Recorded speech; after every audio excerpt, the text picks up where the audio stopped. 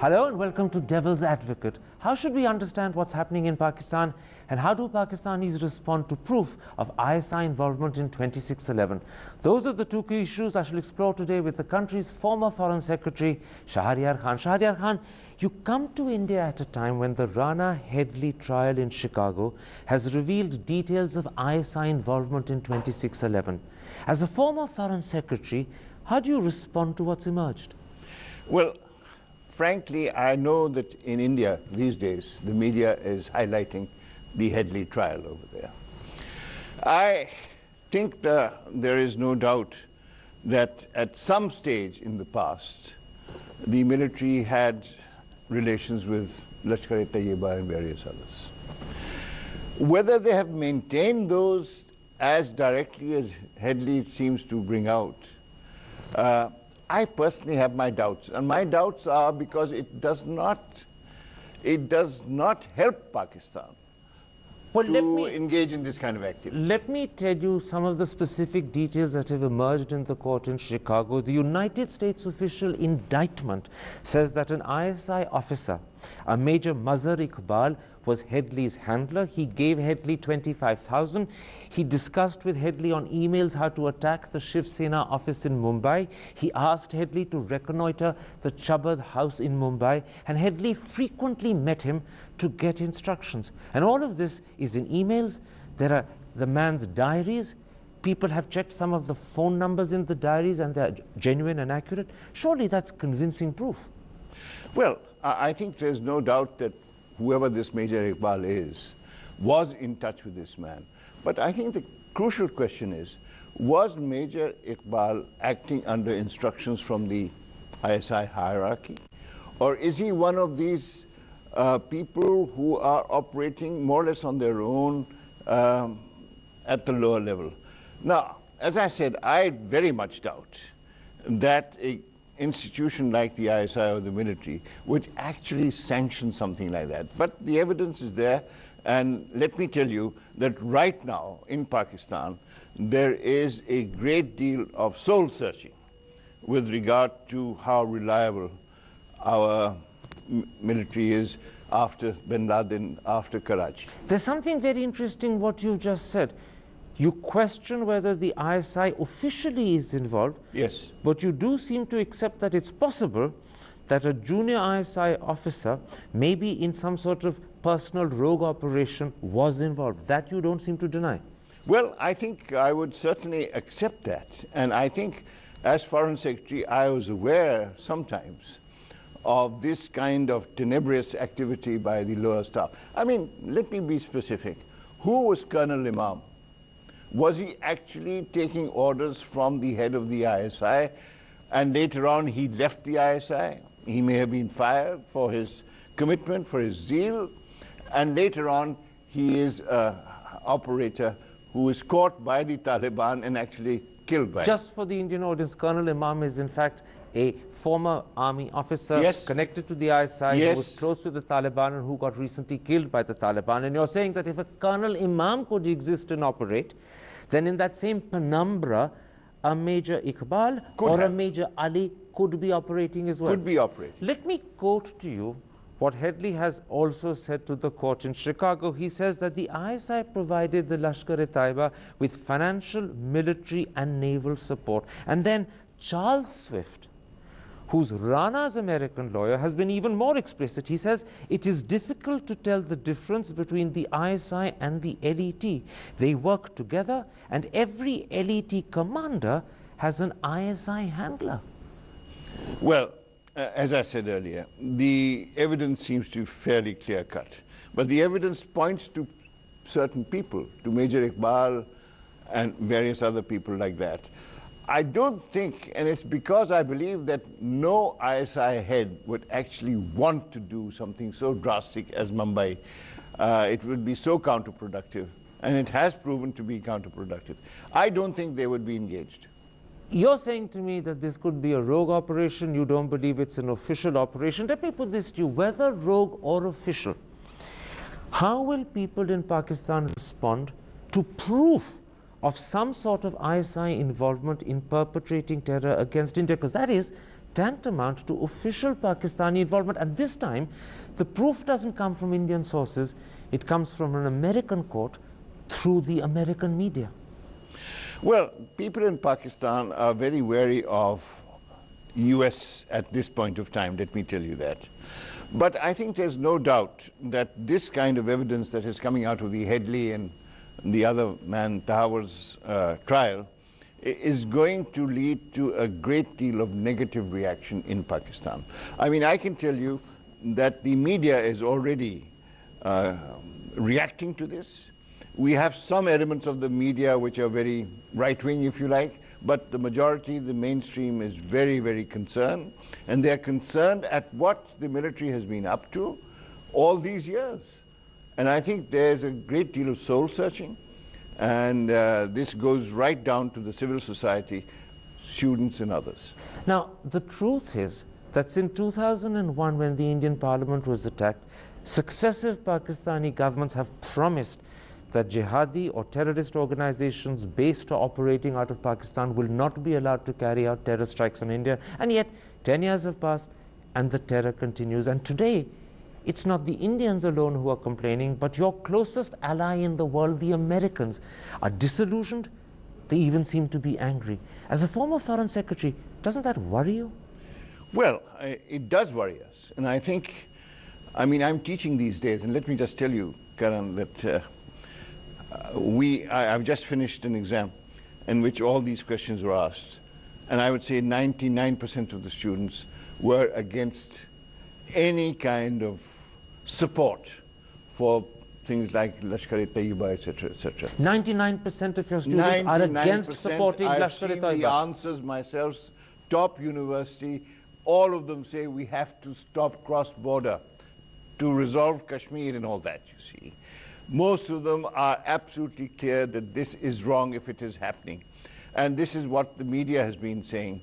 And what has made it much more, how shall I, topical, is that the bin Laden episode and the Karachi attack has exposed our people to this kind of attack. What have you been doing all these years? So at the moment there is soul searching in Pakistan, there is a sense of agony, and Pakistan's civil society does not support the use of terror as an official policy against India by the government. Absolutely not. There is no doubt about that in my mind.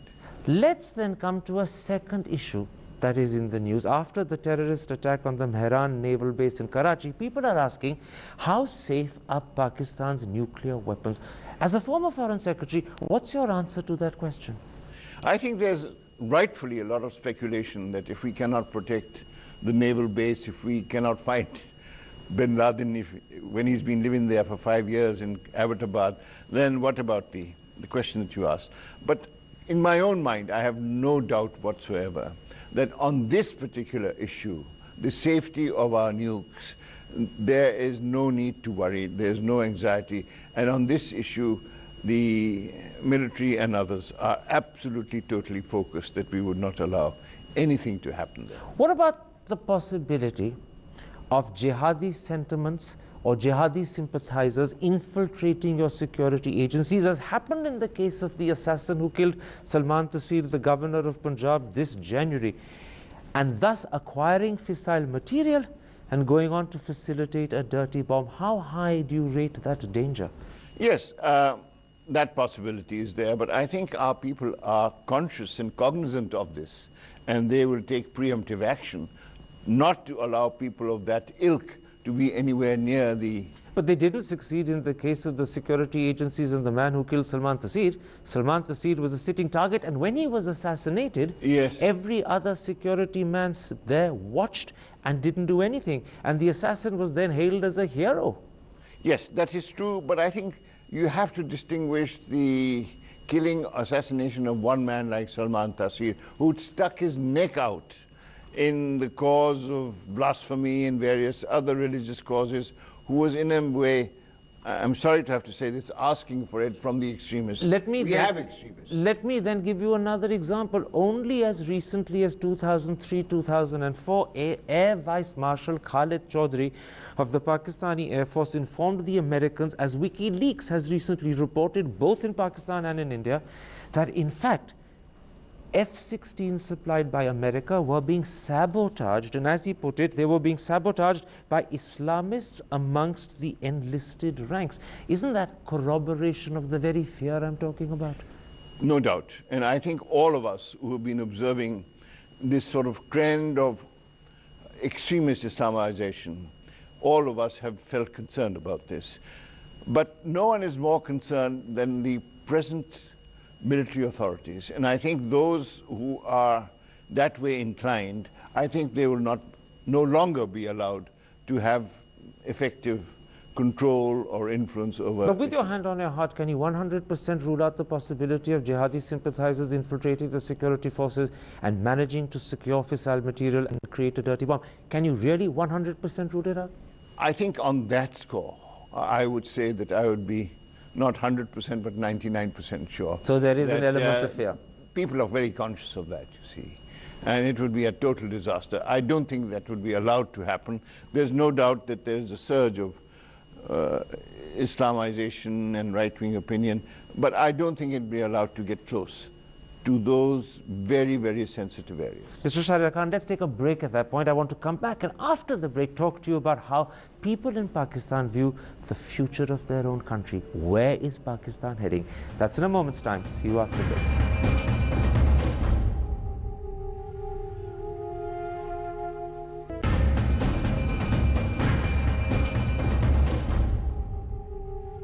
Welcome back to Devil's Advocate and an interview with the former Foreign Secretary of Pakistan, Shaharyar Khan. Shaharyar Khan, let's broaden our discussion. Today, people all over the world are asking, where is Pakistan heading? Ahmed Rashid, one of your great scholars, says Pakistan is at the end of a precipice. Ayaz Amir, one of your great columnists, says Pakistan is at the gates of madness. As a former Foreign Secretary, where is your country today? I think there's no doubt that we have plunged the depths of governance, if you like.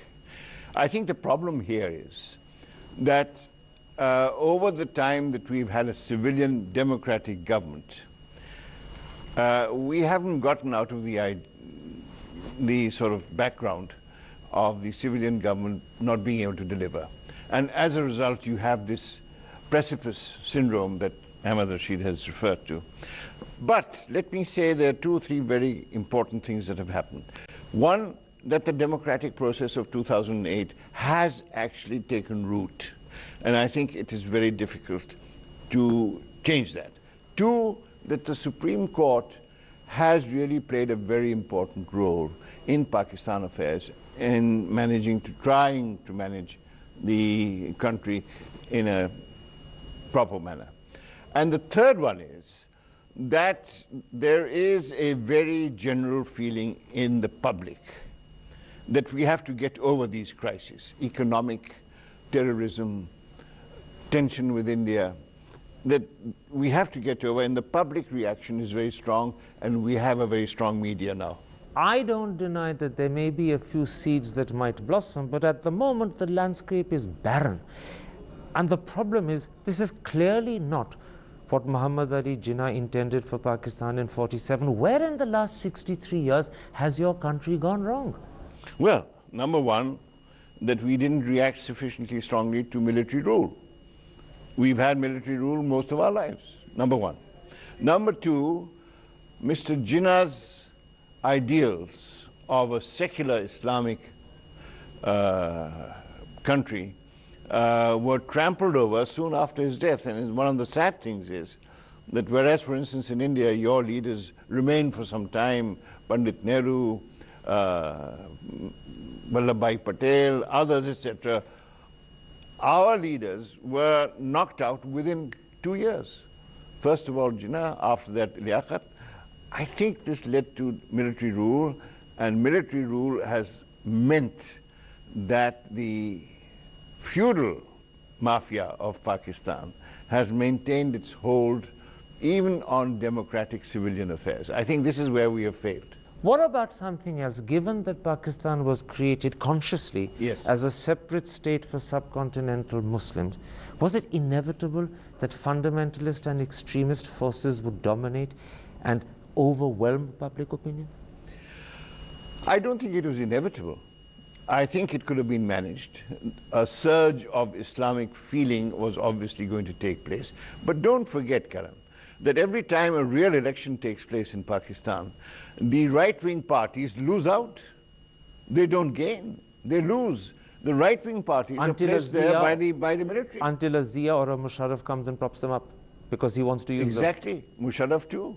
He relied on them. Many people say that perhaps one of the greatest problems is the army's refusal to recognize all extremist or jihadi forces as enemies of Pakistan, but to treat those that are anti-Indian as useful instruments of policy vis-a-vis India. Would you accept that there is a lot of credibility to that view, or would you disagree? I think there is generally in Pakistan a feeling that that is the case and that it needs to be changed. And what I think is a hopeful sign is that there is now a realization in the public, in the civil society, and in the media that this kind of attitude has to change. But is there any realization in the army itself? I think so. What's the proof of it? No proof, just a feeling.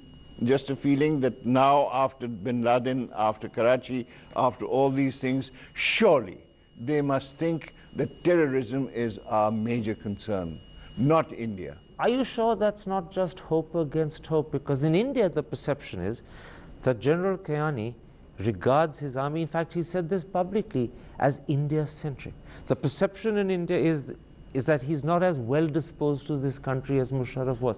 Is that a wrong interpretation of the man? I think it's an interpretation that will emerge in the future because General Kayani is a thinking man. And surely if these were his views, what you have said, then surely he's thinking about them, other generals must be thinking about them, that is this the right course for us? With us being attacked every day, today in Peshawar, apparently, suicide bombers. They're all terrorists who are attacking the Pakistan firmament. And surely, if the rest of society is conscious of the fact that these people are our prime enemies, one cannot expect that the armed forces would turn away from that. Which are you saying? That behind closed doors, General Kayani and his corps commanders are going through a slow, agonizing process of rethinking? I think or so. Are you saying that they will begin but haven't begun as yet? Which are you saying? No, I'm saying the first. That they're I going think through it. There is an agonizing reassessment of where we should be going, whether India should still be regarded as the main opponent, or whether terrorism, as it is before us, should not be tackled in a very immediate manner. Are you only saying this because this will be the rational, sensible thing for the army chief and his corps commanders to do, or because you genuinely have reason to believe they're doing it? Well, I have genuine reason to believe that the whole country is being swayed by this thought that we are now the captives, or that the terrorists have overwhelmed us, or trying to overwhelm us. I think there is this feeling which is surely going to be accepted in the army as well. There is no other way. We have to tackle this issue as a primary issue. And if you fail to tackle this issue as a primary issue, is there any danger, as people in the West increasingly ask, and as people in India ask, that Pakistan might one day fall into the hands of the jihadis?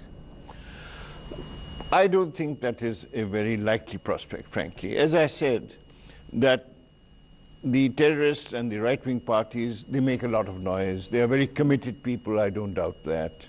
That there is a huge amount of commitment from them.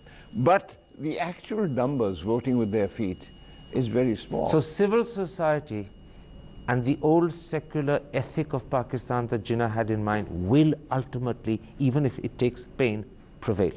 I'm sure it will. Look at the example of Bangladesh. After all, they went through the same. Today, Bangladesh is saying no religion in politics. If Bangladesh can do it, we can do it. The part that broke away from Pakistan is now the hope that Pakistan could change the same way too. Let's hope so, yes. Shaharyar Khan, Thank you pleasure very talking much. to you. Thank you.